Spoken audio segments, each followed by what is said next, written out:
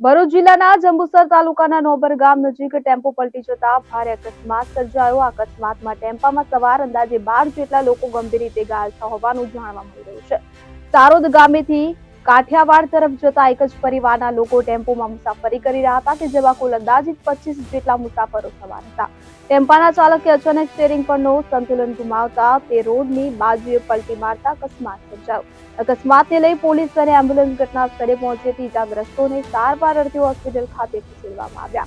અકસ્માતની જાણ થતાં જંબુસર પોલીસ તથા 5 જેટલી એમ્બ્યુલન્સ ઘટના સ્થળે દોડી આવી હતી। અકસ્માતમાં ઘાયલ થયેલા તમામ ઇજાગ્રસ્તોને જંબુસરના ધારાસભ્ય ડીકે સ્વામી, તાલુકા ભાજપ પ્રમુખ કુલદીપસિંહ યાદવ અને શહેર પ્રમુખ મનન પટેલ હોસ્પિટલ પહોંચી ઇજાગ્રસ્તોના સ્વાસ્થ્ય અંગે માહિતી મેળવી હતી। અમારા ગામના ખેત મજૂરો કાઠિયાવાડ ખાતે ખેત મજૂરી કરવા જતા હતા ત્યારે છોટા હાથે ટેમ્પો નોબાર આઈટીઆઈ પાસે પલટી ખાતા 15 ખેત મજૂરોને ઈજા થયેલ। તેઓ તમામને 108 એમ્બ્યુલન્સમાં એસએસજી સબ ડિસ્ટ્રિક્ટ જંબુસર ખાતે લાવી પ્રાથમિક સારવાર આપેલ। ત્યારબાદ જેઓને વધુ ઈજા થઈ છે તેમને એસએસજી બરોડા ખાતે રિફર કરવામાં આવેલ છે।